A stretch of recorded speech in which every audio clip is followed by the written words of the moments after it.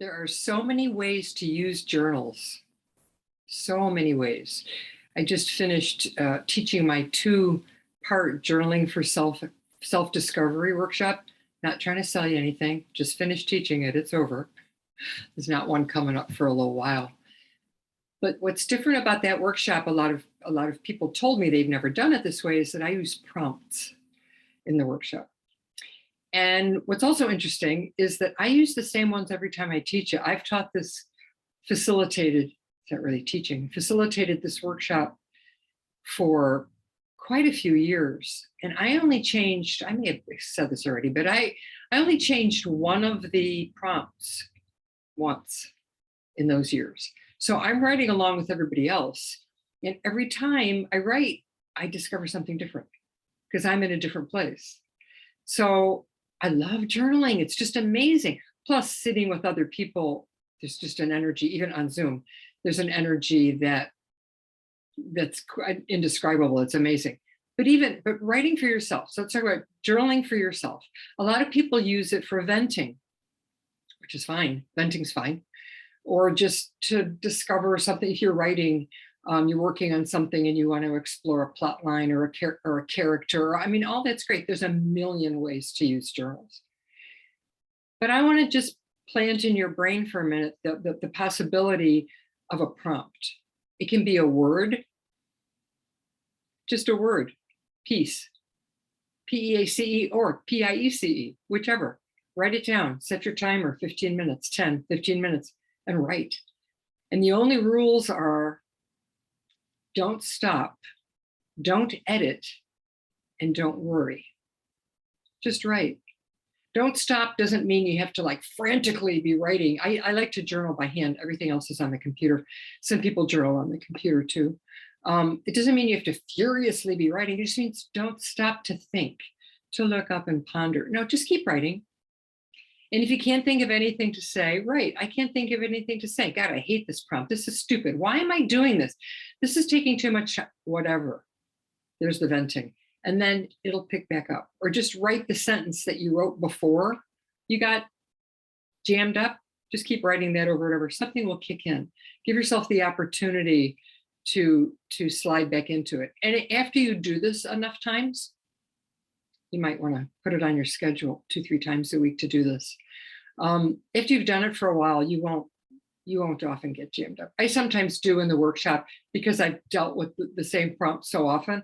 I'll sometimes go, I don't want to write about this again. Good grief, blah, blah, blah, blah, blah. And then I'm somewhere else. So it's just a beautiful way to go more deeply into yourself, which is where everything is, right? As writers, that's where stuff is. Even when you're not writing about writing or writing about your work in progress or writing about ideas, all of which are perfectly great ways to use journals. Even when you're not doing that, when you're making self-discoveries about yourself, it's feeding your creative self. I love journaling. So I want to suggest that you, and here's one specific suggestion. One thing that you can do is just check in with yourself. Maybe you'll do that every morning, or maybe you'll do it at the end of the day. How do I feel right now? We do this at the beginning of, I have a journaling together workshop that meets once a month, people that have taken the 2-session workshop. It's just a journaling together session, an hour and a half once a month. And that's how we start. The first 10-minute writing is, how do I feel? Check in. Slow down, regain your balance, and then we go on. So that's one you can play with is, how do I feel today? Or how do I feel tonight? Or what do I feel I accomplished tonight? Or what would I like to accomplish today, if you want to use it that way. But also just, how do I feel? And how do I feel about myself as a writer? Do I feel like a writer today? I like that one. If you're feeling blocked or incompetent or unappreciated, just how is my writer self feeling today? Or what's my relationship with my muse today? Or you could just choose the word muse, set your timer for 15 minutes and write. So again, there's a million ways. This is just a couple suggestions. So you might want to write a bunch of words prompts. They can be a sentence, they can be a question, they can be one word. Sometimes I use a poem, a short poem, but you could do a bunch, type them up, write them up, whatever, cut it up and put them in a box or a bag or whatever. So on the days when you've made a appointment with yourself to do this kind of journaling and you can't think of anything, just grab one of those. It doesn't matter. That's the cool thing about prompts. It does not matter which one you choose. It doesn't matter. Whatever you write about, whichever prompt you choose to write about, you're going to make a discovery if you allow yourself to go with it for 10 or 15 minutes. So set a timer, no looking at the timer, checking, oh, 5 more minutes. Don't do that. If you have to put it in the other room so that you don't do that, then do that. Okay? So, and decide what works best. Does it work best to handwrite it? Does a certain pen work better? You can do all that.